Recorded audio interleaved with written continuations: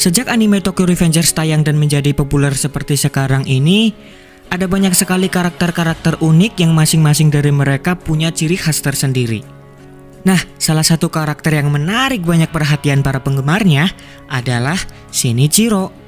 Soalnya walaupun karakter ini tidak pernah keluar di alur ceritanya dikarenakan sudah meninggal, namun nama Shinichiro masih melegenda serta dikenang di mana-mana sebagai orang yang spesial. Hal itu terlihat jelas ketika Maiki dan teman-temannya sangat mengidolakan Shinichiro. Selain Maiki, Isana Kurokawa juga salah satu orang yang paling mengaguminya. Bahkan, preman-preman yang ada di kota Tokyo semuanya mengidolakan Shinichiro. Padahal Shinichiro itu orangnya gak bisa bertarung, gila perempuan, dan yang pasti kentutnya bau. Lantas, kenapa orang-orang menyukainya? Ada apa gerangan?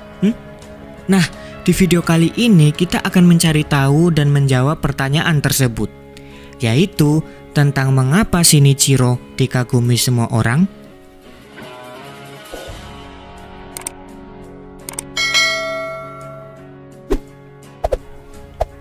Yang pertama, kita akan mencari tahu jawabannya lewat Maiki dan Emma. Maiki adalah orang pertama yang terlihat sangat mengagumi Shinichiro. Dan kebetulan Shinichiro itu adalah kakaknya Maiki yang usianya 10 tahun lebih tua. Nah, kalau Emma sejak umurnya baru menginjak 7 tahun ditinggal sama ibunya. Setelah itu dia tinggal bersama Maiki dan Shinichiro karena mereka bertiga adalah saudaranya. Cuma mereka beda ibu. Terus, kenapa sih Maiki sama Emma bisa kagum sama Shinichiro? Nah, kita akan segera tahu jawabannya setelah melihat kisah tentang masa lalu mereka. Diceritakan Shinichiro, Maiki, dan Emma itu hidup bersama kakeknya. Hal itu dikarenakan orang tuanya sejak kecil sudah tidak bersama mereka. Jadi peran Shinichiro di sini adalah sebagai pengganti dari kedua orang tuanya. Dan Shinichiro itu adalah kakak yang sangat menyayangi mereka berdua. Terlihat ketika Emma baru saja bergabung, lalu mereka disuruh berkumpul dan kakeknya berteriak. Di situ Shinichiro bergumam, "Gak perlu berteriak, kek." Kayak gitu. Itu artinya Shinichiro gak ingin kedua adiknya jadi merasa takut karena teriakan dari kakeknya. Sepele tapi sangat berarti loh. Setelah itu, dia juga menawarkan diri kepada Emma adiknya yang perempuan kalau dia bersedia untuk menjaganya. Hal semacam ini juga mungkin terlihat enteng, tapi bagi Emma tentu hal ini menjadi sangat berarti. Mengingat Emma baru saja bergabung, maka dia butuh waktu lama buat beradaptasi. Dengan memberikan penawaran seperti itu, maka secara tidak langsung Shinichiro sudah memberikan sebuah perhatian terhadap Emma. Lalu terlihat juga ketika Shinichiro sedang mengobrol bersama kakeknya, membahas masalah Emma yang sedang tertekan karena dia baru aja ditinggal sama ibunya. Shinichiro mengaku kalau dia udah berusaha melakukan yang terbaik mungkin supaya dia bisa membuat Emma tersenyum. Hal itulah yang kemudian ditirukan oleh Maiki. Karena setelah Maiki mengetahui bahwa Shinichiro sedang berusaha membuat Emma tersenyum, Maiki langsung menghampiri Emma lalu mengatakan kalau mulai sekarang namanya adalah Maiki. Dia berpikir kesedihan Emma itu disebabkan karena dia merasa terasingkan mempunyai nama bule. Makanya dia mengubah namanya sendiri menjadi Maiki supaya Emma tidak terasingkan lagi. Walaupun anggapan Maiki itu salah, tapi itu merupakan suatu bentuk kasih sayang terhadap Emma. Nah, itulah yang Maiki pelajari dari Shinichiro untuk memberi kasih sayang dan perhatian lebih terhadap saudaranya. Selain memberi kasih sayang, Shinichiro juga telah mengajari kedua adiknya ini tentang semua hal. Makanya Maiki dan Emma mengaku kalau mereka selalu mengikuti kemanapun Shinichiro pergi. Nah, kasih sayang dan perhatian Shinichiro ini gak cuma diberikan kepada saudaranya saja. Soalnya Keisuke ketika melihat Shinichiro, dia terlihat sangat bahagia dan langsung berteriak. Jadi mungkin Shinichiro juga memberikan kasih sayang yang sama kepada orang yang bahkan bukan saudaranya. Buktinya Kurokawa Izana tuh, dia kan bukan siapa-siapanya Shinichiro. Tapi Shinichiro mau merawatnya dan memberikan kasih sayang serta perhatian layaknya saudaranya sendiri.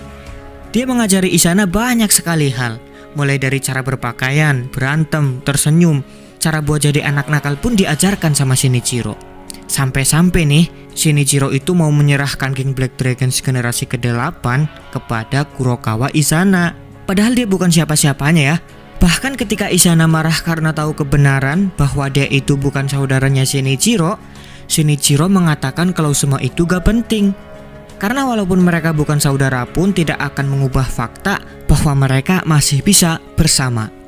Sepeduli itu ya Shinichiro ke Izana. Nah, dari sini kita bisa menyimpulkan bahwa Shinichiro itu adalah orang yang paling berharga, paling peduli, dan yang pasti Shinichiro adalah orang yang sangat menyayangi saudaranya maupun orang yang bukan saudaranya sekalipun.